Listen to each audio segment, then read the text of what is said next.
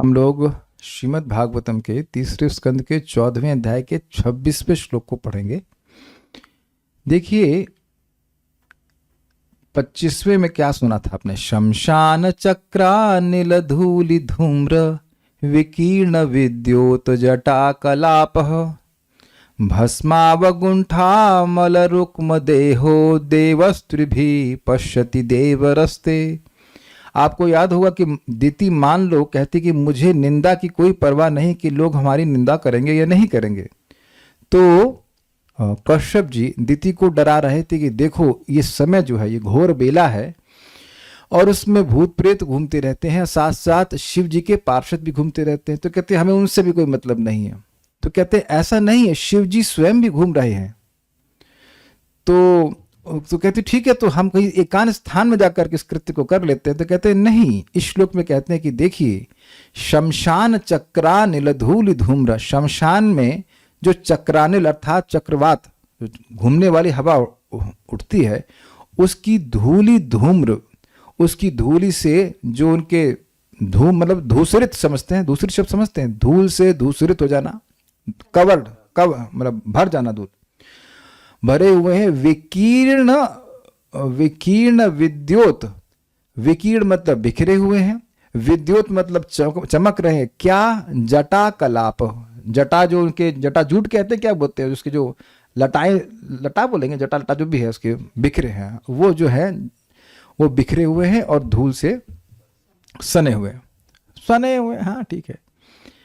भस्मावगुंठा, भस्म से अवगुंठ मतलब उनका शरीर ढका हुआ है, लेकिन अमल रुक्म देह, लेकिन उनका शरीर पूरी तरह पवित्र है। अमल भाई शामशान की राख से कोई शरीर में कोई लगाया हुआ है तो वह तो शरीर अपवित्र माना जाएगा, लेकिन उनका शरीर पूरी तरह से पवित्र है और रुक्म देह अर्थात गोल्डन आभास है, गोल्डन कलर का है। कौन किसकी बात कर रहे हैं? तो कह रहे हैं देवस्त्रिभिः, वो महादेव हैं और अपनी तीनों आंखों से, एक आंख सूर्य है, एक आंख चंद्र है और एक आंख अग्नि है, उससे सब जगह देखते हैं। अर्थात हमारे लिए उनसे उनके द्वारा देखा जाना, ना देखा जाना असंभव है। वो देख ही लेंगे। कौन है? कह रहे ते देवर, वो आपके देवर हैं, तो आपको लज्जा नहीं आएगी। अब वो कह रहे हैं, मान लो दिति कहें अरे देवर हैं, तो आप वो हमसे अपना संबंध देख करके हमारे अपराध को क्षमा कर देंगे। समझ रहे ना बात? हम कुछ गलत भी कोई संबंध में होता है कि आदमी गाली भी दे के चला जाता है तो मतलब माफ हो जाता है। ये तो हम कुछ नई बात नहीं कह रहे हैं। बाहर के व्यक्ति से व्यक्ति भले मुंह मोड़ ले, लेकिन अपने संबंध में कुछ झड़प भी हो जाती तो व्यक्ति उस अपराध को सहन कर ले। क्या भाई संबंध निभाना है। तो वो कह रही हैं कि हमारे, आपने कहा देवर हैं, तो अब हमारे अगर अपराध है भी तो उसको सहन कर लेंगे। तो कहते हैं नहीं, उनका कोई स्वजन और परा नहीं है, वो ईश्वर है। तो शिव जी के ऐश्वर्य को इस श्लोक से दिखा रहे हैं। लिंक सबको समझ में आया? बताइए क्या लिंक है? हाँ क्यों बोला? फिर समझ में आया? थोड़ा थोड़ा समझ में आया। दिति को कश्यप ने ये कहा कि ये तुम्हारे देवर हैं, तुम्हें लज्जा नहीं आएगी उनके सामने अपराध होगा तो ये कह रही हैं कि मान लो दिति कहें कि हाँ, मान लीजिए दिति कह रही कि भाई, दिति कहें कि भाई वो देवर हैं तो माफ कर देंगे अपराध, कोई बहुत बड़ी बात तो है नहीं। तो अब यहाँ वह शिव जी के ऐश्वर्य को प्रस्तुत कर रहे हैं कि यद्यपि हमारा संबंध है, हम संबंध देख रहे हैं, लेकिन शिव जी के लिए, शिव जी सबके लिए बराबर है। यानी कोई भी व्यक्ति अपराध करेगा तो शिव जी उसको लिए उपयुक्त दंड देंगे। उनके लिए कोई भेदभाव नहीं कि ये व्यक्ति मेरा है तो मैं उसकी पक्षपात करूं, या दूसरा व्यक्ति जो है वो अब हमारा मतलब क्या कहते हैं अब खराब व्यक्ति है तो मैं उसका जो है अपकार करूं, ऐसा नहीं है। तो ये बात इस श्लोक में वो कहते हैं। मेरे पीछे को लियो। नायस्य लोके स्वजनः परो वा नात्यादृतो नोत कश्चिद् विगर्यः। नायस्य लोके स्वजनः परो वा नात्यादृतो नोत कश्चित् विगर्यः। वयं वृतैर्यच्चरणापविद्धाम् आशास्महे जाम्बत भुक्त भोगाम। वयं व्रतैर्यच्चरणापविद्धाम् आशास्महे जाम्बत भुक्त भोगाम्। न यस्य लोके स्वजनः परो वा नात्यादृतो नोत कश्चिद् विगर्हयः। न यस्य लोके स्वजनः परो वा नात्यादृतो नोत कश्चिद् विगर्ह्यः। वयं वृतैर्यच्चरणापविद्धामाशास्महे जाम्बत भुक्त भोगाम्। वयं व्रतैर्यच्चरणापविद्धाम् आशास्महे जाम्बत भुक्त भोगाम्। न यस्य लोके स्वजनः परो वा नात्यादृतो नोत कश्चिद् विगर्ह्यः। न यस्य लोके स्वजनः परो वा नात्यादृतो नोत कश्चिद् विगर्ह्यः। वयं वृतैर्यच्चरणापविद्धाम् आशास्महे जाम्बत भुक्त भोगाम्। वयं व्रतैर्यच्चरणापविद्धाम् आशास्महे जाम्बत भुक्त भोगाम्। बोलिए। न यस्य लोके स्वजनः परो वा नात्यादृतो नोत कश्चिद् विगर्ह्यः। न यस्य लोके स्वजनः परो वा नात्यादृतो नोत कश्चिद् विगर्ह्यः। वयं व्रतैर्यच्चरणापविद्धाम् आशास्महे जाम्बत भुक्त भोगाम्। वयं व्रतैर्यच्चरणापविद्धाम् आशास्महे जाम्बत भुक्त भोगाम्। शिव जी किसी को भी अपना संबंधी नहीं मानते। समझे? पहली लाइन से हम उनको अपना देव, तुम्हारा देव तुम मान सकते हो, लेकिन वह किसी को अपना संबंधी नहीं मानते। भाई देखिए, इस जगत के संबंध किस आधार पे होते हैं? अविद्या। मैं ये देह हूं तो अमुक व्यक्ति मेरा बेटा है, और अमुक अमुक मतलब सो कॉल्ड व्यक्ति मेरा पिता है, बेटा है, चाचा चाचा चाची है। जब देह से ये पहचान ही नहीं होगी तो इस प्रकार के संबंध जोड़ने का कोई मतलब ही नहीं बनता है। इसी कारण से पिछले वाले दक्ष ने अपराध किया था। वह शिवजी को निम्न मान रहा था, न्यूनतम मान रहा था। शिवजी में देह और देही का भेद नहीं है। ध्यान दीजिएगा सब लोग, शिवजी के संग ऐसा नहीं है कि जैसे हमारा देह और उसमें एक आत्मा है, ऐसा शिवजी के संग नहीं है। उनका सच्चिदानंद देह है, ये समझ लेना होगा क्लियरली। मैं फिर रिपीट कर रहा हूं, आप क्या वो लेके आ सकते हैं वो जो लैम्प था? चलिए, बहुत परेशान हो जाए, अगर ला सके तो एक बार में बात समझ में आ जाएगी। वो जो लैम्प था ना हम जिसमें हम जलाते थे, अखंड दीप विद ग्लास, अगर ला सकें तो, नहीं तो कोई बात नहीं। कल भी मैं इस बात को समझा रहा था और आज फिर समझा रहा हूं कि शिव जी विष्णु तत्व हैं, लेकिन वह विष्णु तत्व जो तमोगुण के संपर्क में आते हैं, उसको टच करते हैं, उसको कंट्रोल करते हैं। भगवान विष्णु गुणों गुणों से जो संबंध है वो है सामीप्य और नियामक का। समीपता का मतलब मतलब यह नहीं कि वे गुणों को स्पर्श करते हैं, लेकिन वह गुणों का नियमन करते हैं। सबको समझ में आ रही बात? लेकिन शिव जी स्वयं दिव्य हैं, लेकिन वह तमोगुण का स्पर्श करते हैं। और इसको जीव गोस्वामी जी ने समझाया है कि यह वह विष्णु तत्व हैं जो एक दीपक के समान है, लेकिन वह दीपक तम से ढका रहने के कारण वह प्रकाश पूरा नहीं देता, जैसा कि एक दीपक अनावृत दीपक देता है। क्या ये लैंग्वेज समझ में आ रही है? अभी देखिए एक प्रॉप आ रहा है, उसको दिखा दूंगा तो समझ में आएगा। तो शिव जी पर यद्यपि वे शिव जी माया का स्पर्श करते जरूर हैं, लेकिन शिव जी माया में नहीं हैं। शिव जी किसी को भी अपना संबंधी नहीं मानते, जैसे कि हम लोग देह के आधार पर मानते हैं। तो शिव जी की ये दिव्य स्थिति को यहां बिल्कुल स्पष्ट समझाया है। फिर भी ऐसा कोई भी नहीं है जो उनसे संबंधित ना हो ना। This is very interesting.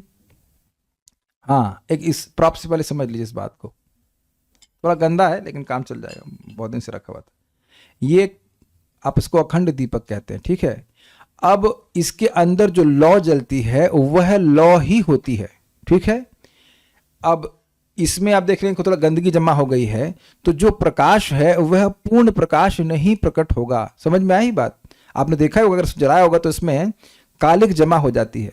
तो जब कालिक जमा हो जाती है तो जो दीपक का प्रकाश है वह पूर्णतः प्राप्त नहीं होता है। दीपक में प्रकाश देने की क्षमता वही है, लेकिन पूर्ण प्रकाश हमको नहीं मिल पाता है।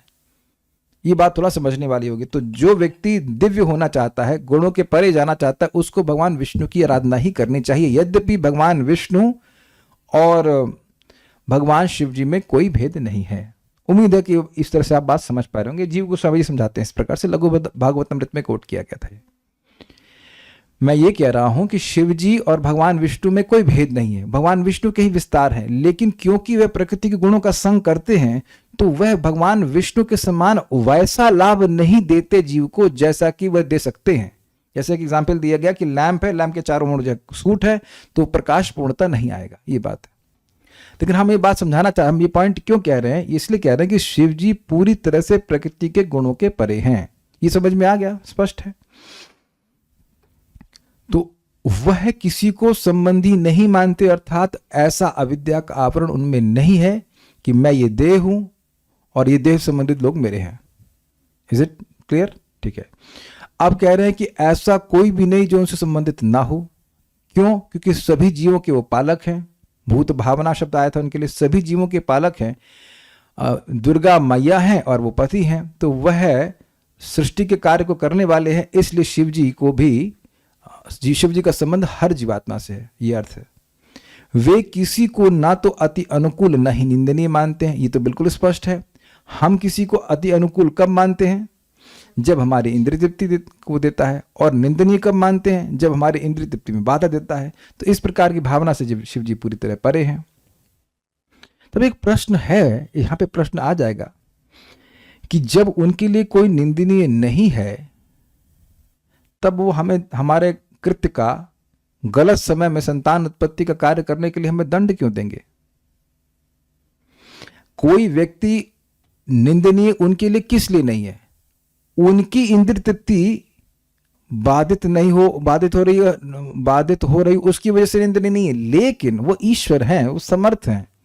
तो कोई व्यक्ति धर्म के विरुद्ध चलता है तो वह उसको निष्पक्ष रूप से दंड देते हैं। जैसे एक जज किसी को पुरस्कार देता है और किसी को दंड देता है, तो उसमें उसका व्यक्तिगत कुछ नहीं होता है। कोई धर्म कह लीजिए, मतलब न्याय बोलेंगे, क्या लॉ क्या बोलेंगे, न्याय बोलेंगे, न्याय के विरुद्ध कोई कार्य करता है तो उसके अनुसार व्यक्ति को जज से पुरस्कार या दंड प्राप्त होता है।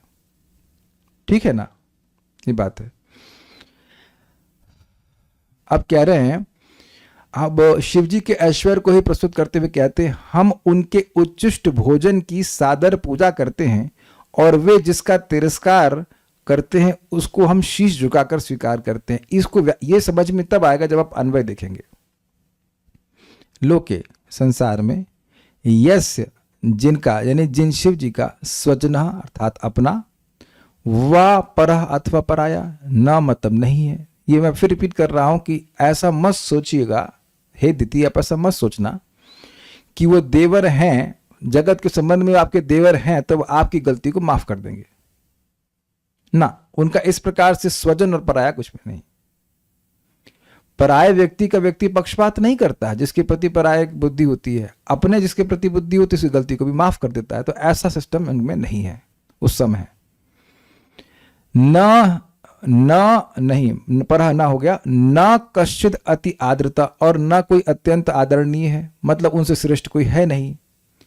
उत, और न विगर्य, न कोई निंदनीय है। बत अहो वयम, यानी हम संसारी जीव, यानी कश्यप मुनि अपने को इंक्लूड कर रहे हैं, इंक्लूड करते हुए बोल रहे हैं, वृतय यत् चरणाप विद्धाम, व्रतों के द्वारा जिसको अपने चरणों के द्वारा वे निर्माल्यवत दूर करके त्याग दिए हैं, भोक्त भोगाम, उन उपयोग की गई अजाम मायामयी विभूति के महाप्रसाद की आशा महे, प्रार्थना करते हैं। ये थोड़ा लंबा फ्रेज हुआ, समझने का प्रयास कीजिए। कश्यप मुनि कह रहे हैं कि हम लोग व्रतों के द्वारा आशा महे प्रार्थना करते हैं। पहले ही समझ लीजिए ये पॉइंट, वो बोलना क्या चाहते हैं। हम लोग अहो, कितने आश्चर्य की बात है कि हम लोग, कौन है ये? ब्रह्मा जी के पोते हैं। कहते हैं हम लोग व्रतों के द्वारा प्रार्थना करते हैं। व्रत का मतलब समझ रहे हैं? इतना हम ये करेंगे तो ये तपस्या करेंगे और उससे हमको ये वस्तु प्राप्त हो जाएगी। ये तो व्रत का आशय होता है। यानी कि व्रत पालन करता है कोई व्यक्ति उत्कृष्ट चीज को प्राप्त करने के लिए। ये कुछ समझ में आ रहा है? आप देखोगे कि ये जो लड़के लोग होते हैं उनको एनडीए में सिलेक्शन चाहते हैं तो दौड़ लगाते हैं, तो व्रत लेके दौड़ लगाते हैं कि 8 किलोमीटर दौड़ेंगे या 10 किलोमीटर दौड़ेंगे। तो वो नौकरी को अच्छा मान रहे हैं ना, तब ना व्रत ले रहे हैं। आजकल वो क्या बॉडी बिल्डिंग करता है तो वहां भी व्रत लेता है कि 3000 बार ऐसे वो करूंगा, जो भी करेगा। तो वो व्रत लेने का मतलब है कि वह किसी उद्देश्य को अच्छा मान रहा है। ये क्लियर है? ठीक है। तो अब बड़ी इंटरेस्टिंग बात है, कश्यप मुनि की स्थिति क्या है? वो किसके पोते हैं? ब्रह्मा जी के। ब्रह्मा जी का पोता ये कह रहा है कि जिन व्रतों के द्वारा हम लोग जिन चीजों की आशा करते हैं मतलब जरूरी नहीं कि वो वस्तु मिल ही जाए, लेकिन प्रार्थना करते हैं कि हम व्रत कर रहे हैं तो हमें वस्तु मिल जाए।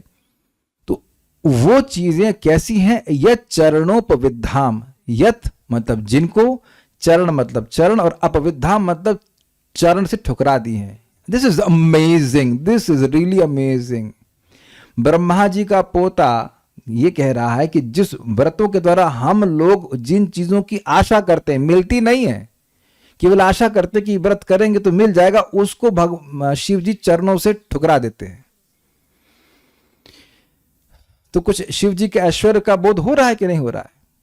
वो अच्छा प्रश्न है कि वह क्यों वह छोड़ देते? कहते हैं भुक्त भोगाम, उसको भोग चुके हैं नहीं चाहिए। इस जगत में देखा जाता है कि लोग अब घर के पीछे, स्त्री के पीछे, धन के पीछे, किन किन चीजों के पीछे भागते रहते हैं। तो शिव जी देखे हुए हैं, उसमें कुछ दम नहीं है। He is not interested in material world. भौतिक जगत में वह कोई रुचि नहीं रखते हैं। और इसीलिए कह रहे हैं अजाम। कैसी वस्तु में? अजाम। अजा मतलब माया, जो जिसका जन्म नहीं होता। अजा, अजा जो है माया का नाम है। तो अजाम का मतलब हो गया माया से बनी हुए पदार्थ, अर्थात त्रिगुणात्मक पदार्थों को वह पहले ही त्यागे बैठे हैं। कुछ समझ में आई बात? नहीं सुन पा रहे हैं?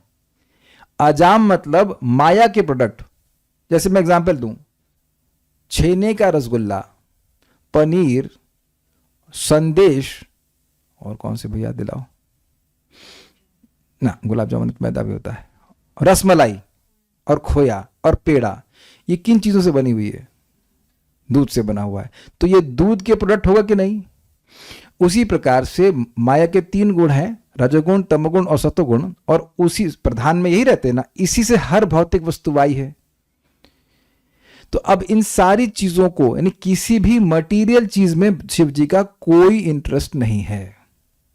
और अन्य लोग जो इस जगत में हैं वो व्रतों के द्वारा भौतिक चीज ही मांगते हैं। भुक्त भोगाम, ये शब्द आपने कभी सुना है हिंदी में?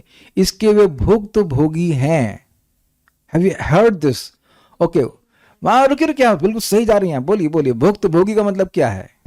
किसी को अगर कोई दुख मिलता है तो दूसरा व्यक्ति बोलता है, वो बोलते हैं, खुद बोलते हैं कि हम तो इसके भुक्त भोगी। हाँ, मतलब क्या है? बड़ा मजा आया, भोग चुके हैं इसको। मतलब क्या? दुख प्राप्त हुआ है। Yes, very good.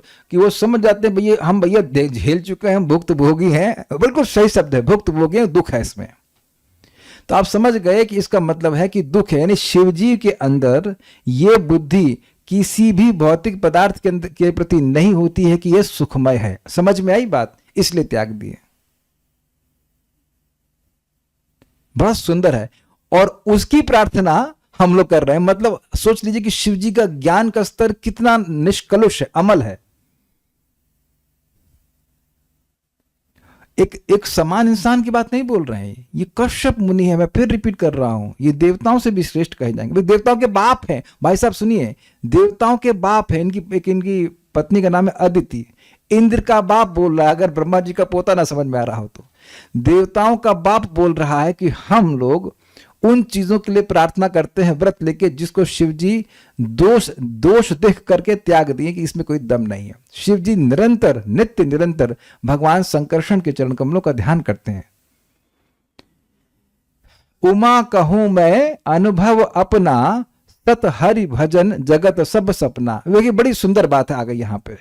आप और मैं, हम लोग हर दिन कुछ ना कुछ सपना देखते हैं, लेकिन जब सपने से बाहर आ जाते हैं तो उन सपने में उपभोग की गई, भोगी गई वस्तुओं की क्या महत्व रहता है?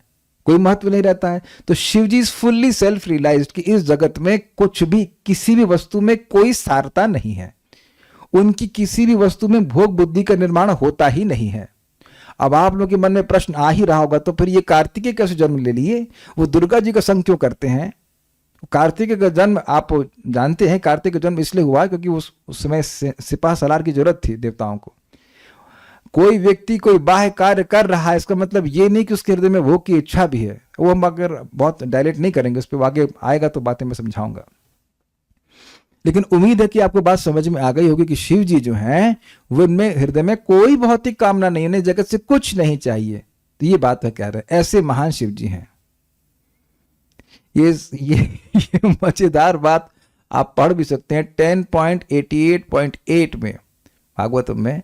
वहां प्रश्न उठाया कि शिव जी जो हैं वह तो पेड़ के नीचे रहते हैं, बरगद के नीचे, घर भी नहीं बांधे हैं, वो पत्नी और बच्चे लेकर के पेड़ के नीचे रह रहे हैं, और उनके चेले जो है खूब पैसा, खूब बंगले में रह रहे हैं, और भगवान नारायण जो है वो लक्ष्मीपति है, और उनके भक्तों के पास इतना पैसा नहीं होता है। ये कैसे सीन है? तो खैर उसको हम इसको यहाँ पे भी नहीं खोल रहे, तो आप वहां पे जाके हम पढ़ेंगे तो समझ में आएगी बात। लेकिन शिव जी परम विरक्त है, महान वैष्णव है। तो यहां पर श्लोक देखिए, न यस्य लोके स्वजनः परोवा। यस्य जिनका, जिन शिव जी का, लोके इस जगत में ना तो कोई स्वजन है और ना कोई पराया है, ना अत्यादृतः, ना तो कोई अति आदर के लायक है, मतलब ऐसा नहीं कि कोई बहुत उनसे ज्यादा बढ़ा हुआ है, ऐसा नहीं। न उत कश्चित विगर्य, और ना ही कोई बहुत निंदनीय है, सभी को आश्रय प्रदान कर सकते हैं। वही विगर्य नहीं है, प्रमाण क्या है? वो भूत प्रेतों को लेकर घूम रहे हैं। अच्छा, आप में से कितने लोग भूत प्रेतों को किराए पे अपना मकान देना चाहेंगे या साथ में रहना चाहेंगे? Please raise hands. अरे सब लोग इंटरेस्टेड नहीं। अगर आप मान लीजिए किसी घर में बोलते हैं हमारा घर है, वहां पे 6 भूत रहते हैं, कितने लोग आएंगे आपके यहाँ किराएदार के रूप में रहने के लिए? तो आप विचार कीजिए, एक क्षण के लिए कोई वहां पे स्थान पे रहना नहीं चाहेगा, और शिव जी ऐसे ही पार्टी को लेके घूमते हैं, तो उनको कोई फर्क नहीं पड़ता है, वो अपने संगत से उनको पवित्र करते जाते हैं। दिस अमेजिंग, नहीं? वयम व्रतय, हम लोग व्रत के द्वारा, यह चरणापविद्धम, जो वस्तुएं वो अपने चरण से दूर ठुकरा देते हैं। अपविद्धा, अपमत होता है दूर जाना, दूर ठुकरा देते हैं, नहीं चाहिए। आशास्महे, उसकी हम लोग प्रार्थना करते हैं। ध्यान दीजिएगा, प्रार्थना नहीं करते हैं, केवल व्रतों के द्वारा प्रार्थना किए करते हैं कि हम इतना व्रत किए हैं, हमको ये वस्तु आप दे दीजिए। अजाम बतभुक्त भोगाम, जो वस्तुएं अजाम अर्थात मायामयी है, माया के उत्पादन है, त्रिगुणात्मक हैं, और भुक्त भोगाम, जिनमें इसमें लिखा है दृष्ट दोषाम, उनके दोषों को शिव जी पहले ही देख लिए, उसमें उनकी मति रहती ही नहीं है, तो उसके पीछे हम लोग व्रत करके आशा करते हैं। तो इस प्रकार से शिव जी के ऐश्वर्य को दिखा रहे हैं।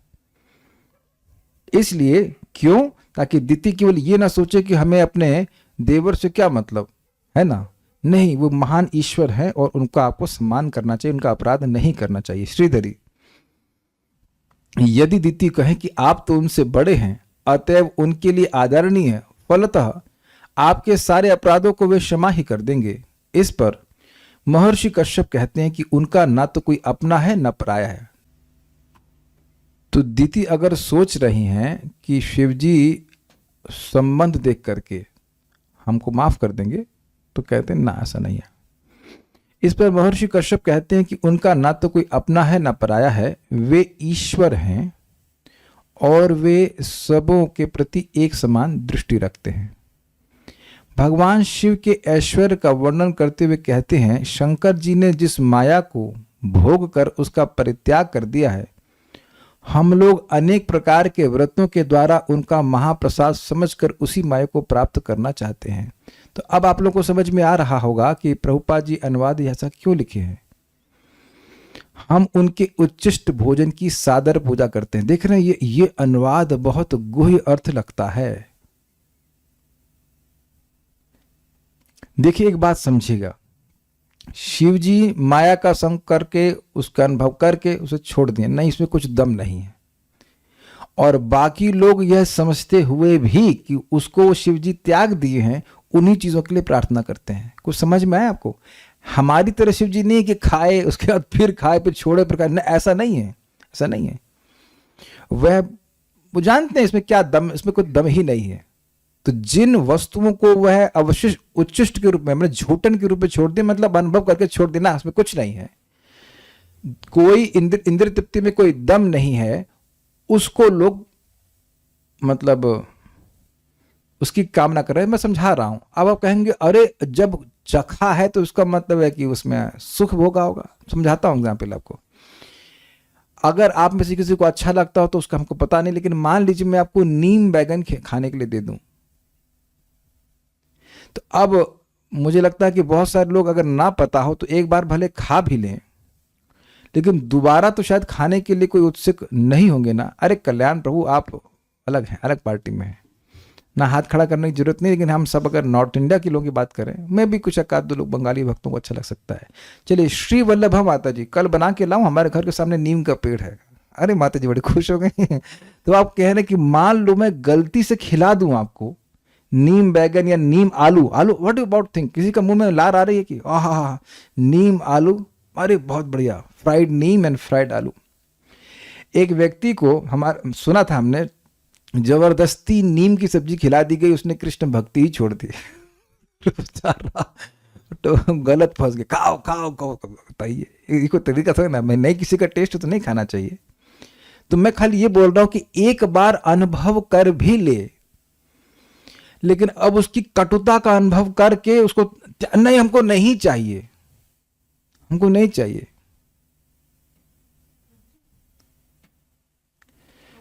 माइक पे बताइए। हम उनके उच्चिष्ट भोजन की सादर पूजा करते हैं, ये उसी अर्थ में बोला जा रहा है। यस, वह भोगों को भोग करके उनकी कटुता को देख करके उसे त्याग दिए हैं, और हम उसको अभी भी उपादेय मान करके उनकी कामना कर रहे हैं। अच्छा, एक अब कठिन प्रश्न करूंगा, शिव जी के कौन से ऐश्वर्य का वर्णन यहां पे किया जा रहा है? Let's see. और वाह, सही आपने उत्तर दे दिया, वैराग्य का। Very good, very good, thank you, got it. Hand raise करने की क्या जरूरत है? धरना तो नहीं आए। इसमें हैंड क्या रेस करना है, टाइप करो। हाँ, दिस इज ब्रिलियंट। देखिए, वैराग्य एक बहुत बड़ा ऐश्वर्य है, बहुत बड़ा ऐश्वर्य है। इसी वैराग्य के बारे में तो बड़ा समझ में भी नहीं आता है। अपनी पत्नी को अपने पांव के ऊपर बैठा करके, जंघा पे, एक्चुअली जंघा पे बैठा करके, ये पार्वती जी को कथा ही नहीं सुना रहे हैं, वो वैराग्य के बारे में बोल रहे हैं। किन को? वैरागियों को। This is amazing. और कोई भी व्यक्ति ऑब्जेक्शन भी नहीं कर रहा है कि आप वैराग्य के बारे में बोल रहे हैं। देखो तो, अरे पत्नी वहां पे बैठी होती तब भी एक अलग बात होती, पत्नी जंगा पे ही बैठी हुई है और उसके बाद में प्रवचन कर रहे हैं वैराग्य का। कौन ये बताइए, क्या कोई गृहस्थ भी सुनने जाएगा? आप लोग सुनने जाएंगे कभी ऐसी क्लास में? नहीं सुनने जाएंगे। और वहां ऋषि मुनि नारद जी सब अखंड ब्रह्मचारी वो सुन रहे हैं। दिस इज, हम लोग सुन के छोड़ देते हैं। अनइमेजिनेबल, अद्भुत वैराग्य है, अद्भुत वैराग्य शिव जी का। This is amazing. अरे भाई, कथा करते तो कोई शैली है ये कथा करने की? कहीं देखा आपने इसको में ऐसा होते हुए? बताइए, बैन हो जाएगा ना वो व्यक्ति। लेकिन शिव जी कर रहे हैं और कोई बैन नहीं है। नारद जी सब सब सब बैठे सुन रहे हैं, कथा सुन रहे हैं। This is amazing, this is really amazing. तो एक अद्भुत ऐश्वर्य का वर्णन कर रहे हैं। तो उम्मीद है कि आप उच्चिष्ट भोजन की बात समझ रहे हैं।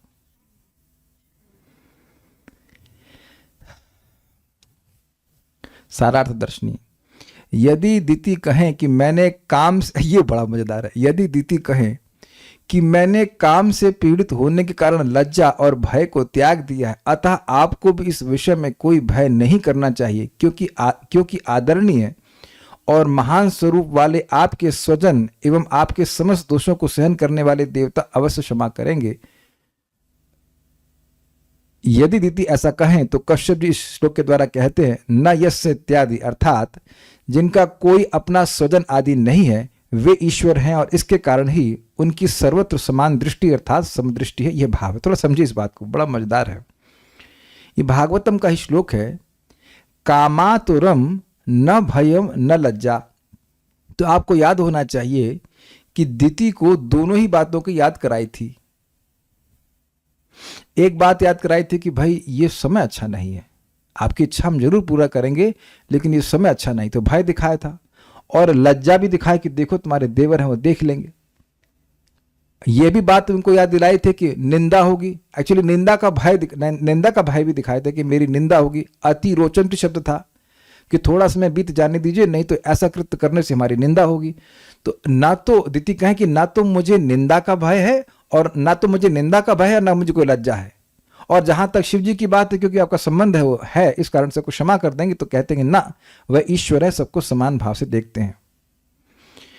अब कश्यप जी उनके ऐश्वर्य का वर्णन करते हुए कहते हैं कि उन्होंने अपने चरणों द्वारा प्रसादी निर्माल्य के समान जिस वस्तु को दूर फेंक दिया है, उस माया से बनी उनकी विभूति को हम महाप्रसाद मानकर इच्छा करते हैं। फिर भी व्रत के द्वारा कामना करने वाले हम उनके उच्चिष्ट भोजी ही बनेंगे, यही भाव है। समझे?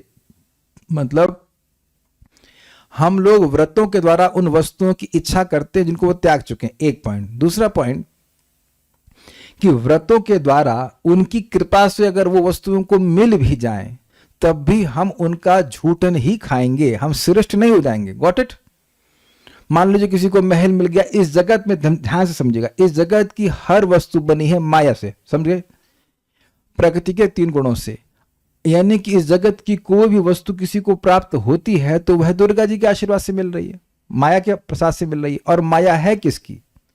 माया पत्नी है शिव जी की, तो शिव जी की ही कृपा से मिल रही है। क्लियर हो गया? समझ में आ गया बात?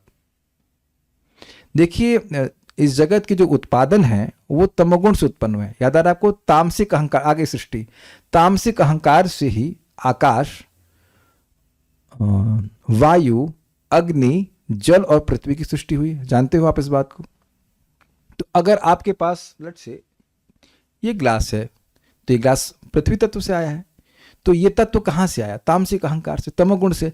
तो अब तमोगुण के अधिष्ठाता देवता कौन है? शिव जी है। तो इस जगत में कोई भी वस्तु किसी को मिल रही है जिसकी वो प्रार्थना कर रहा है, तो वो शिव जी की कृपा से ही मिल रही है। लेकिन वो उनकी, मतलब उनकी वस्तु है, वो उसमें उनका कोई रुचि नहीं है। He is not interested. तो कहने की अगर हम लोग व्रत करके कुछ पा भी जाते हैं तो उससे हम महान नहीं बन जाते, हम उनका उच्चिष्ट ही प्राप्त करेंगे। उनकी जो भोगी हुई वस्तु वही को भोग करके दोष बुद्धि से युक्त होते हुए उसको त्याग दिए हैं, जिस वस्तु को वही प्राप्त करेंगे, हमसे श्रेष्ठ नहीं हो सकते, यद्यपि हम संबंध में भले देवर हो जाएं। देखिए, ये संबंध के चक्कर में व्यक्ति ने बड़ा अपराध भी किया था। जो ब्रह्मा जी के पुत्र थे दक्ष, वह इसी प्रकार से अपना देवर मान रहे थे, क्षमा कीजिएगा, दामाद मान रहे थे शिव जी को। यानी सती से शादी हुई थी शिव जी की। तो एक बार शिव जी, एक सभा थी, वहां बैठे हुए थे और वह भगवान में ध्यान कर रहे थे। अब उनका तो निर्विकल्प समाधि है, तो भगवान में जब ध्यान में चले जाते हैं तो वो बाहर नहीं आ रहे हैं, यद्यपि सभा में बैठे हुए हैं। और दक्ष आए तो बाकी लोग सब खड़े हो गए, ये खड़े नहीं हुए। वैसे देखा जाए तो खड़ा होना भी नहीं चाहिए था, बड़े भाई हैं शिव जी, तो बड़े भाई हैं। लेकिन वो बड़े भाई नहीं देख रहे थे, वो ये देख रहे थे कि ये मेरी लड़की का क्या है, पति है, दामाद है, तो ये इस दृष्टि से मुझसे छोटा है और इसको खड़ा होना चाहिए था। इसीलिए वो गुस्सा हो गए थे और वो वहां से उनका अपराध बनना शुरू हो गया था। मुझे अब ठीक से याद नहीं है, लेकिन जहां तक स्मरण आ रहा है ना, वो उनको अपशब्द भी कहे थे। शिव जी कुछ बोले नहीं, वहां से चल दिए थे बस, ऐसा ही मुझे याद आ रहा है। यस यस यस यस, वहां वो शिव जी का वाणी से बहुत अपराध करते हैं, बहुत। अब भागवत में अभी चौथे स्कंद में देखेंगे ना, हाँ चौथे स्कंद में आप देखेंगे इसको। तो ये जो संबंध देखने का जो दोष है, ये जीवात्मा की तरफ से है। शिव जी कोई जीवात्मा नहीं है जो लोगों को संबंध के नाते ऊपर या नीचे देखे, ये बात समझनी होगी। तो कोई भी व्यक्ति जगत में है, उसकी स्थिति शिव जी से नीचे ही है, ये वह समझा रहे हैं इस बात को। क्रम संदर्भ बड़ी मजेदार टीका है, ध्यान से सुनना। शमशान से संबंधित वस्तुएं ही उन्हें क्यों आकर्षित करती हैं? अभी आपने पढ़ा था ना, शमशान की भस्म और राख की सब और भूत प्रेत, बड़ी मजेदार है। यदि वह ऐसी वस्तुओं की ओर आकर्षित होते हैं तो उन्हें हमारे दुराचरण की ओर भी आकर्षित होना चाहिए। हद हो गई, जब इन्हें बुरी चीजें अच्छी ही लगती हैं, है ना। आप ही बताए कि शमशान की ये जीव गोस्वामी जी याद वो टीका लिखे कि जब इन्हें पहले ही बुरी चीजें अच्छी लगती है, पूरे शरीर में मल लिए हैं, है ना, तो हम तो कम ही बुरा कर रहे हैं। ये हास्य के लिए है, ये हास्य के लिए है कि मान लो दीदी कहें कि भाई पहले जिसको आदमी को बुरा कोई देख ही नहीं रहा है, बुरा ही चीज को लपेटे हुआ है, बुरे ही लोगों की संगत में है, तो हमारे बुरे करने से क्या बुरा लगना है? अरे आस्वादन कीजिए, नहीं बोल रही हैं लेकिन उसके भाव को प्रस्तुत कर रहे हैं। यदि वे ऐसी वस्तुओं की ओर आकर्षित होते हैं तो उन्हें हमारे दुराचरण की ओर भी आकर्षित होना चाहिए। समझे बात? जो व्यक्ति खराब ही चीजों के प्रति आकर्षित हो रहा है, तो अगर हम गलत कार्य कर रहे हैं तो उसके प्रति भी उसको अच्छा लगना चाहिए ना। आप समझने का प्रयास कीजिए, हिरण्यकशिपु को प्रहलाद क्यों खराब लग रहे थे? क्योंकि उसे अच्छी चीजें खराब लगती थी। समझे? विष्णु की आराधना करना सर्वश्रेष्ठ कार्य, उसको वही बुरा लगता था। अगर प्रहलाद महाराज कहते कि मैं 4 लोगों का मर्डर करके आऊंगा, अरे वाह भाई भाई वाह, लड़का देख रही है लड़का तुम्हारा कितना बढ़िया कार्य कर रहा है। समझे आप? वो ऐसे लोग होते हैं। तो ये कह रहे हैं कि जब इन्हें बुरी ही चीजें खराब अच्छी लग रही हैं, तो हम तो बुरा आचरण कर रहे हैं, तो बुरा क्यों लगेगा इनको? और आप कहते हैं कि वह मेरे देवर हैं, तो उस स्थिति में वह सम्मान के पात्र कैसे हो सकते हैं? समझे बात? ये बड़ा जबरदस्त बात है भाई। देवर छोटा है तो अब उसके लिए उसका सम्मान क्या किया जाए? उसका हमारे कृत्य के द्वारा उसका अपमान होगा, इसकी परवाह क्यों करी जाए? ये कहते हैं।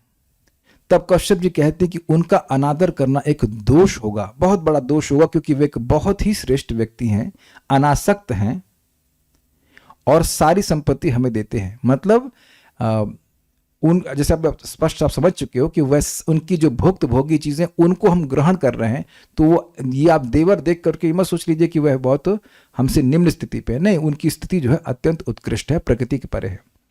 हम उनके चरणों के त्याज्य अवशेषों को स्वीकार करते हैं। उम्मीद है कि टीका आपको समझ में आई होगी। जो यहाँ मैं सहायता कर दे रहा हूँ थोड़ा सा, उसके बाद एक बार पढ़ लेंगे तो और समझ में आएगा, अगर आप और समझना चाहते हैं तो। तात्पर्य, कश्यप ने अपनी पत्नी को बतलाया कि चूंकि शिव जी उनके साढ़ू लगते हैं। कुछ लोगों को ना समझ में आता है, साढ़ू मतलब एक व्यक्ति की बहुत सारी बेटियां हैं, तो उनके जो अलग अलग पति हैं वो आपस में साढ़ू कहलाते हैं। उसके वो दामाद लगेंगे और वो आपस में साढ़ू कहलाते हैं।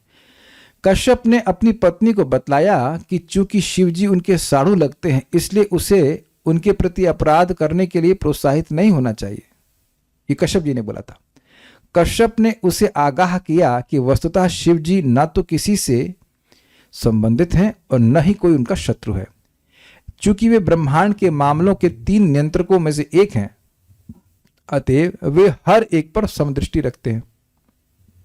उनकी महानता अतुलनीय है, क्योंकि वे पूर्ण पुरुषोत्तम भगवान के महान भक्त हैं। कहा जाता है कि भगवान के समस्त भक्तों में शिवजी महानतम हैं। याद है श्लोक आपको? निम्नगा नाम यथा गंगा, देवानाम अच्युतो यथा, वैष्णवा नाम यथा शंभु, पुराणा नाम इदम तथा। तो स्पष्ट है कि नीचे बहने वालों में सबसे, यानी जो नीचे यानी नदियां बहती उसमें सर्वश्रेष्ठ है गंगा जी, सारे देवताओं में मतलब सर्वश्रेष्ठ भगवान हैं, और सारे वैष्णवों में सर्वश्रेष्ठ हैं शिव जी। ये बात है। इसलिए उनके द्वारा छोड़ा गया भोज्य पदार्थ अन्य भक्तों द्वारा महाप्रसाद के रूप में ग्रहण किया जाता है। प्रभुपाद जी अब इसको एक अलग डायरेक्शन में लेके जा रहे हैं, बड़ा मजेदार है। भगवान कृष्ण को अर्पित भोजन का उच्चिष्ट प्रसाद कहलाता है, किंतु जब वही प्रसाद शिव जी जैसे महान भक्त द्वारा खाया जाता है तो वह महाप्रसाद कहलाता है। थोड़ा समझने का प्रयास करें, ये क्या प्रभुपाद कहना चाहते हैं। जैसे आप यहाँ पे देखेंगे नंदग्राम में, है ना, नंदग्राम में भगवान कृष्ण बलराम और नंद महाराज और माता यशोदा का विग्रह है। तो पहले उनको भोग लगता है, फिर शिव जी को भोग लगता है। कौन से शिव जी वहाँ पे मैं भूल रहा हूँ, लेकिन चकलेश्वर में बी, आई एम नॉट श्योर। और फिर प्रसाद मिलता है, यानी कि शिव जी का प्रसाद हमें लेना चाहिए, लेकिन पहले वह भगवान विष्णु को अर्पित होना चाहिए। ये बात है। सबको समझ में आ गई बात? एक ही बात है, सिंपल सी बात समझ लेना चाहिए, ये सिद्धांत है। शिव जी को सीधे अर्पण प्रसाद को नहीं ग्रहण करना चाहिए, पहले भगवान को अर्पण हो। शिव जी महान भक्त हैं, तो उनको ऐसी स्थिति में व्यक्ति उनको एक वैष्णव के रूप में देख रहा है, इसलिए उन्हें भगवान विष्णु का प्रसाद देता है, उनका प्रसाद फिर हमको ग्रहण करना होता है। जैसे जगन्नाथपुरी में जगन्नाथ जी को भोग लगता है, फिर वहां पे बिमला देवी का मंदिर है अर्थात दुर्गा जी का, उनको वो प्रसाद लगता है और उसके बाद हम लोग को प्राप्त होता है, तो उसे महाप्रसाद कहते हैं। ये बात है। शिव जी इतने महान हैं कि वे उस भौतिक संपत्ति की परवाह नहीं करते जिसके लिए हम सभी उत्सुक रहते हैं। भाई जाड़े में हीटर किसको बुरा लगता है? वेदवाद में आपको खराब लगता है हीटर? और शिव जी तो अब घर भी नहीं बांधते। अमेजिंग। पार्वती जी जो कि साक्षात शक्तिमयी भौतिक प्रकृति हैं, उनकी पत्नी के रूप में उनके पूर्ण नियंत्रण में हैं, फिर भी वे उनका उपयोग रिहायशी घर बनाने तक के लिए नहीं करते। समझे? शादी ही कर रही है कॉन्ट्रैक्टर से लेकिन फिर भी, और वो भी चार्ज नहीं करेगी, बड़ा सुंदर घर वाली ही घर बना के दे देगी। समझे बात? नॉर्मली घर वाली घर में आती है, लेकिन ये घर वाली सबके लिए घर बनाती है। सृष्टि स्थिति प्रलय साधन शक्ति रेखा छाये व यश भुवनानि बिभर्ति दुर्गा, अनेक अनेक अनंत कोटि ब्रह्मांडों को बनाने वाली हैं। लेकिन अब दुर्गा जी को नहीं कहते कि एक घर भी बांधो।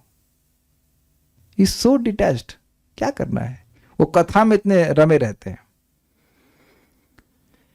वे बिना आश्रय के रहना पसंद करते हैं और उनकी महान पत्नी भी उनके साथ विनीत भाव से रहने के लिए राजी रहती हैं। ये एक और अद्भुत बात है। जो दुर्गा जी सभी के लिए फ्लैट की व्यवस्था कर रही है, बेचारी उनके लिए फ्लैट भी नहीं है। अच्छा, कौन माता जी यहाँ पे जो शादी के लिए तैयार है, कह दे कि भाई पति के पास फ्लैट भी ना हो, रह लेंगी पेड़ के नीचे? कोई नहीं रह सकता, इज इट नॉट? लेकिन ये तो रह रही हैं। अरे यहां तक हमने सुना है कि अगर पति के पास खुद का घर नहीं है तब भी शादी नहीं करती हैं। कुछ ऐसे हैं। अरे वो सास पहले बोलेगी अरे घर खुद का होना चाहिए, किराए पे हमारी लड़की को कहाँ रहे, कहाँ भागेगी, ऐसे करके बोलते हैं। तो यहाँ तो किराए का मकान भी नहीं रख रहे हैं, जबकि वस्तुतः सारे मकान दुर्गा जी के ही हैं। आप बड़े आसानी से कह सकते हो दुर्गा निवास, क्योंकि सारे तो भौतिक पदार्थ से ही बने हुए हैं, सब तो दुर्गा जी के द्वारा दिया गया है। लेकिन इनके लिए एक घर भी नहीं बनाने दिए। This is amazing.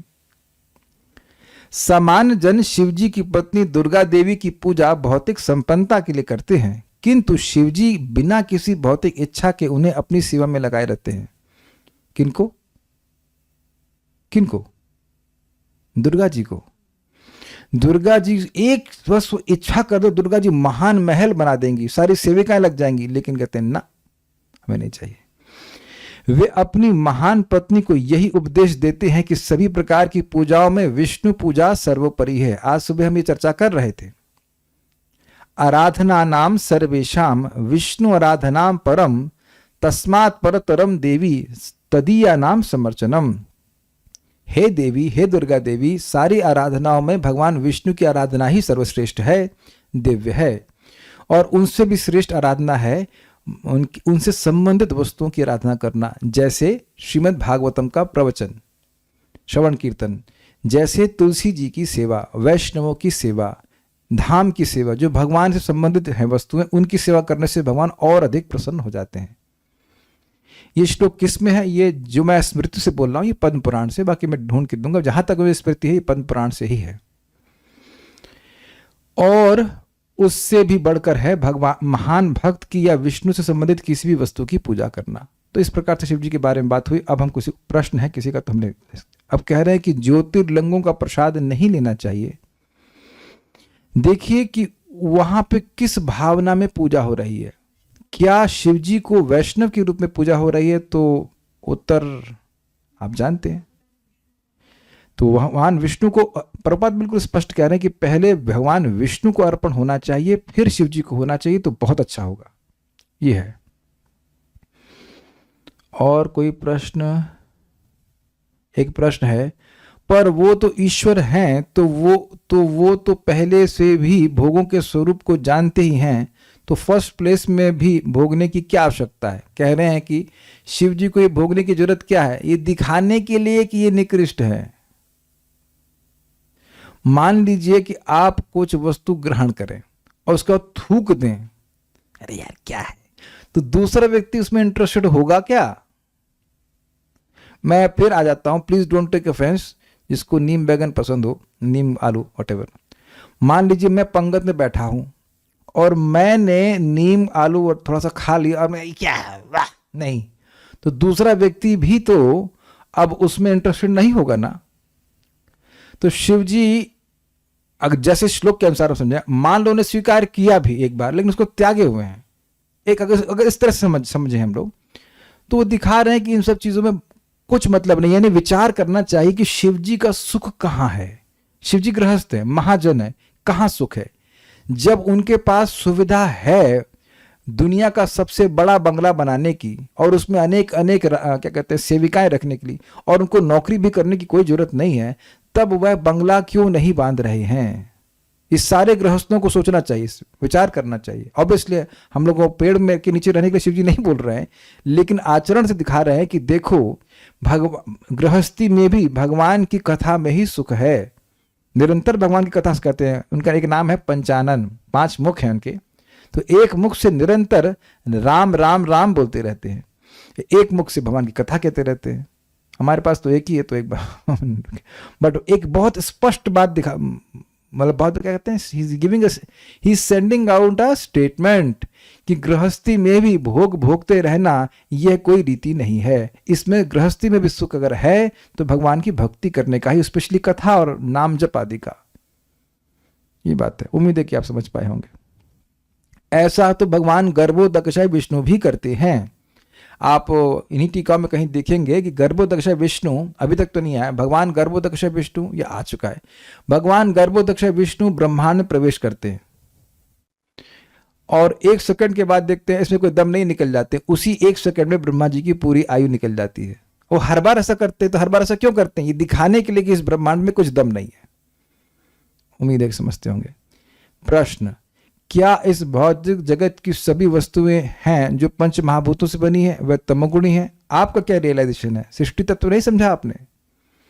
पंच महाभूत क्या है बताइए? पंच महाभूत क्या? पृथ्वी जल वायु अग्नि आकाश। तो ये कहां से आए? तामसिक अहंकार से, तो तमोगुण से नहीं बनी हुई है। प्रश्न 2, इनमें से क्या गलत है? तामसिक अहंकार, पंच महाभूत, इस जगत की उसका कह रहे हैं कि फल अन्न सतोगुणी कह जाते हैं और ये पंच महाभूतों से बने। देखिए आप थोड़ा समझ नहीं पाए। तामसिक अहंकार से भौतिक वस्तुएं आती हैं, अर्थात उसमें तमोगुण का प्राधान्य होता है। लेकिन हाँ, ये भी सत्य बात है कि अन्न और फल आदि सत्वगुण में कहलाते हैं, लेकिन वस्तुएं बनी मूलतः तामसिक अहंकार से है। इसी कारण से जब व्यक्ति वस्तुओं को बहुत इकट्ठा कर लेता है अपने आसपास, तो वह वस्तुएं उसके मन में तम का, अंधकार का, अज्ञान का बढ़ावा कर देती है और व्यक्ति सोचने लगता है कि वस्तुएं मेरी हैं। पहली बात तो समझ लीजिए। और अन्न आदि भी अगर हम भगवान को अर्पण नहीं करते हैं, तब आप समझ रहे हैं इसका प्रभाव पापमय ही होता है। क्या भगवान शिव कुछ भी स्वीकार करते हैं जो भगवान कृष्ण को न अर्पण किया हो? वो तो महावैष्णव है। देखिए हमें तो नहीं लगता ऐसा। क्यों नहीं लगता? क्योंकि वो महान वैष्णव है, तो उनको कोई सीधी चीज अर्पण की जाए तो सीधे क्यों स्वीकार करेंगे? अब वो क्या करते हैं उसका वो भगवान ही जाने, हम नहीं जानते। लेकिन इतना स्पष्ट बात है कि आप लोगों को कोई अगर वस्तु देता है, प्राय आप लोगों को मान लीजिए कोई, मुझे बहुत से लोग दान देते हैं, तो अब वो दान देते, मान लो फूल दिया, तो क्या मैं फूल सीधे सूंघ लूंगा? सिंपल अंडरस्टैंडिंग कि मैं पहले भगवान को अर्पण करूंगा और फिर उसको स्वीकार करूंगा। That's simple understanding. कोई भी भक्त को कोई वस्तु दी जाती है तो व्यक्ति पूछता नहीं है कि भाई ये भोग है कि प्रसाद है। सिंपल सी बात है, उन्हें तो पहले मालूम चल जाता है। तो अब वो अगर वो भोग है तो भगवान को अर्पण करके स्वीकार करेगा।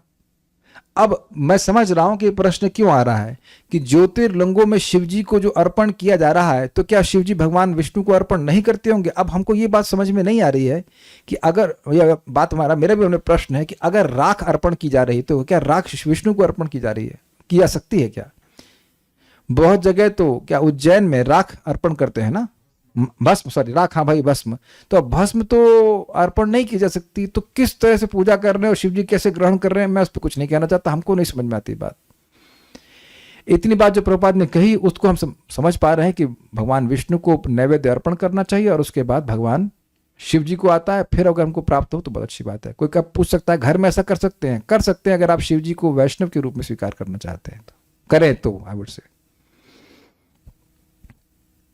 शिव जी प्रकृति को टच करते हैं, इसका क्या मतलब है? थोड़ा और प्रकाश डाल दीजिए, शिव जी से पूछ लीजिए। टच करते हैं मतलब टच करते हैं, उनकी पत्नी है तो टच करते हैं, और क्या बताओ उसका मतलब? सारी नाम सर्वेशम। अच्छा, ये जो श्लोक मैंने कोट किया था, आराधना नाम सर्वेशम, ये पद्म पुराण का 6 पॉइंट, अब ये बोल रहे हैं, हमको पता नहीं सही है कि नहीं, reference 6.253.176, I have no idea, क्योंकि पद्म पुराण में इस तरह की नंबरिंग नहीं है, इतने नंबर, इतने सारे अध्याय इसमें नहीं है, तो कुछ त्रुटि लग रही है इसमें। काली माँ का प्रसाद खाएंगे या नहीं? जब विष्णु का प्रसाद ही ग्रहण करना है, ये बोल दिया गया है, तो अब उसमें एक एक देवता का नाम पूछेंगे, शनि देव का खाएंगे कि नहीं, गणेश जी खाएंगे कि नहीं, तो सिद्धांत समझ लेना चाहिए कि भगवान विष्णु का ही ग्रहण करना चाहिए।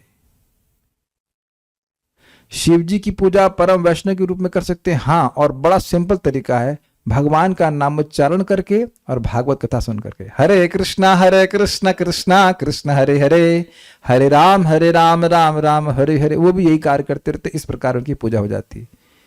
बिना श्री विष्णु को भोग लगाए हुआ काली मंदिर से आया प्रसाद खाएंगे या नहीं?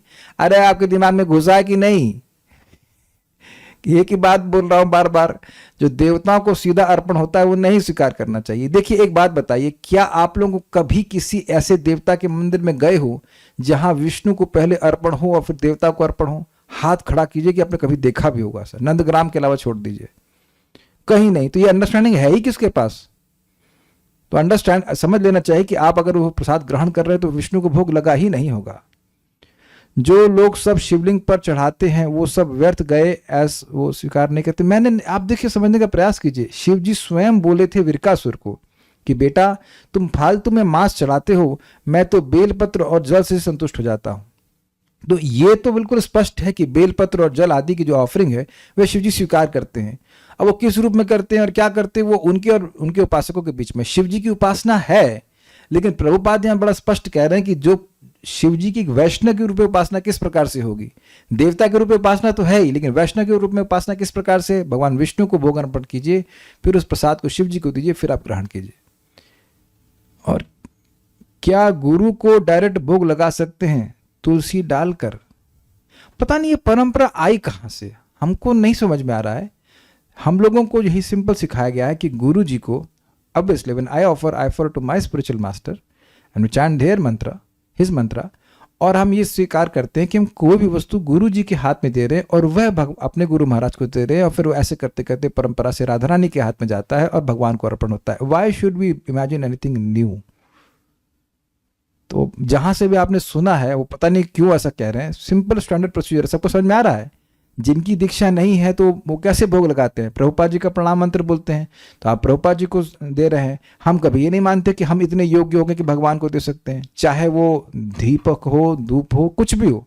पहले आप गुरु को दिखाते हैं, गुरु को अर्पण नहीं करते हैं, गुरु को दिखाते हैं, अर्थात कि आप देने वाले आप हो, मेरे तो केवल हाथ है, मैं तो निमित्त हूं। समझ में आ रहा है बात आपको? तो उनको दिखाते हैं, फिर उसके बाद अब भगवान को अर्पण करते हैं, फिर घूम करके लौट के आके गुरु को भी दिखाते हैं। ऐसे करके हम लोग करते, सिंपल सा प्रोसीजर है। तो पता नहीं ये तुलसी डाल करके गुरु जी को अर्पण करना, ये सिस्टम आपने कहाँ से, कौन से, जिसने भी बोला है, कहा है, वो कैसे कह रहा है, किस आधार पे कह रहा है, हमको नहीं समझ में आ रहा है। तो उन्हीं से पूछ सकते हैं। मैंने ना तो सीखा ना मैं से करता हूँ। घर में सत्यनारायण पूजा होती है तो क्या ये भी भगवान की पूजा है और क्या ये प्रसाद देना चाहिए? सत्यनारायण तो मैं डिटेल नहीं पता है, लेकिन सत्यनारायण में तो नारायण ही लग रहे हैं। सत्य तो भगवान विष्णु का नाम है, कृष्ण का नाम है, और नारायण भी नारायण का नाम है। अब बाकी वो कैसे पूजा होती है वो भगवान जाने, हम कुछ नहीं कैसे कह सकते। जब टेम्पल में आविर्भाव तिरुभाव फेस्टिवल होता है जो ठाकुर भक्ति विनोद आदि वैष्णव को डायरेक्टली, देखिए वहां पे तुलसी, मुझे नहीं पता कि आप क्या पूछ रहे हो, क्योंकि जो मेरी अंडरस्टैंडिंग है भगवान को भोग अर्पण होता है, उसके बाद फिर आचार्यों को उनको प्रसाद में दिया जाता है, ऐसा सिस्टम होता है। मैं ज़्यादा नहीं जानता इसके बारे में। सिंपल जो हम घर में भोग लगाते हैं, बस is very simple. Simple means simple. What are we learning? We offer to Krishna and then we offer to devotees और the acharya and then we take इस prasad. Let us keep it simple. अब वो बाकी लोग क्या करते हैं भाई, मैं इतना एलिवेटेड नहीं हूँ, मुझे नहीं पता वो क्या करते हैं, तो जिस बारे में नहीं पता है तो मैं कुछ नहीं कहना चाहता। प्रभुपाद जी सिंपल तरह से समझा रहे, उसको सिंपल ग्रहण करना चाहिए। हो सकता है इस पर कोई और मतलब भक्तों का कुछ जानकारी हो, मैं इसमें एक्सपर्ट नहीं हूँ। सिंपल प्रोसीजर है, उसको हम समझते हैं। ओके, श्रीमद् भागवतम की जय, श्रील प्रभुपाद की जय, निताई गौर प्रेमानंदे। पता नहीं अच्छा है कि नहीं, मैं उसको अच्छा मान रहा हूँ। गणपति जी को तुलसी वाला प्रसाद ऑफर नहीं कर सकते क्या? पर विष्णु भगवान को तुलसी वाला प्रसाद ऑफर कर सकते हैं, तो ये ऑफर किया हुआ प्रसाद गणपति जी को ऑफर नहीं कर सकते? देखिए ये अच्छा प्रश्न है। किसी भी देवता को आप तुलसी ऑफर नहीं कर सकते। तुलसी जी, ये सिद्धांत है, ये इसको करने वाला को बहुत पाप लगता है, गुरु पत्नी का संग करने का और क्या क्या पता नहीं, बहुत सारे पाप है उसमें लिखा हुआ था। तो तुलसी जी को भगवान विष्णु तत्व के अलावा किसी को अर्पण नहीं करना चाहिए। ये शास्त्र का निर्देश है, ना लेफ्ट ना राइट। ये सबको समझ में आ गया? लेकिन तुलसी प्रसाद सब खा सकते हैं, समझे बात? तुलसी आपने फल पे रखी, फल भगवान को अर्पण किया, अब हो गया प्रसाद। अब आप किसी देवता को दीजिए, वो खुश होकर खाएंगे, क्योंकि इट इज नाउ प्रसाद। तुलसी जी आप राधा रानी के भी चरणों में नहीं दे सकती, वो भी शक्ति तत्व है। वह आप देंगे तो राधा रानी के हाथ में देंगे, वो कृष्ण को देंगे, दैट्स परफेक्ट। लेकिन शक्ति तत्व के चरणों में भी तुलसी नहीं दी जाती है। बिल्कुल क्लियर समझ में आ रहा है कि नहीं आ रहा है? तो किसी भी देवता को तुलसी देने का प्रश्न ही नहीं बनता, बहुत बड़ा वो अपराध बन जाएगा। वो तुलसी जी कृष्ण की प्रिया हैं, वो किसी देवता को समर्पित नहीं कर सकते डायरेक्टली। आप भगवान को अर्पण कीजिए उसके बाद। अरे इतना टेंशन ले क्यों रहे हैं? हमारे देवता है ना प्रभुपाद जी, आप भगवान को अर्पण कीजिए, प्रभुपाद जी को मतलब आचार्य को बलि के लिए स्वीकार करें, फिर प्रसाद पाइए, काम खत्म। वो सारे विघ्न नाश कर देंगे। आपका क्या क्वेश्चन है तुंगी माता जी? हम नहीं समझ पा रहे हैं, बहुत सारे प्रश्न से छूट गया है। कोई प्रश्न क्या था, नहीं कुछ समझ पा रहा।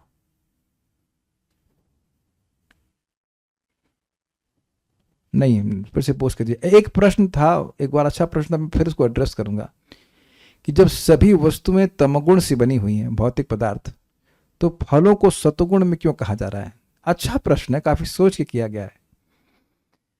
देखिए, एक बात तो पहले यह समझनी होगी कि तामसिक अहंकार, मूलतः अहंकार महतत्व से आया था अहंकार, उसमें तमोगुण का प्राधान्य था, लेकिन ऐसा नहीं है कि उसमें रजोगुण सतोगुण था ही नहीं। कोई भी चीज पूरी तरह से फ्री नहीं होती है।